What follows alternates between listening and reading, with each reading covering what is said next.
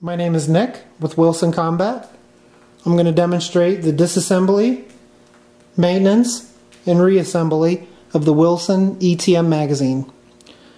First thing I'm going to do is take my punch, push it through the hole in the bottom of the base pad, pushing down on the retainer plate, slide the base pad forward, remove the base pad, slide the retainer plate from under the rails.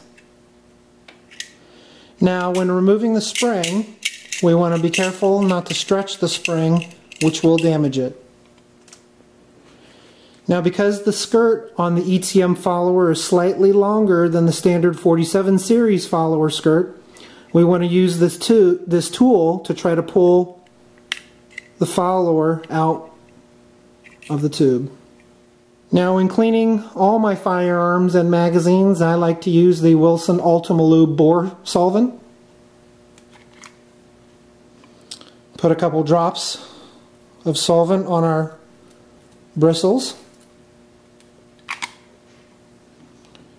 To clean the tube, push the brush inside and clean any carbon buildup. Now what you can do to eliminate binding of the follower is put 1 drop of oil on your finger and run it around the skirt of the follower. This will add some lubricity inside the tube and help eliminate the binding. Now to reassemble the ETM magazine, we'll position the follower under the feed lips.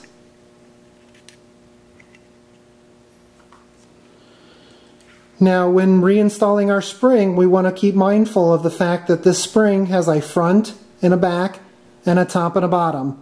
This coil right here is the top front of the magazine spring.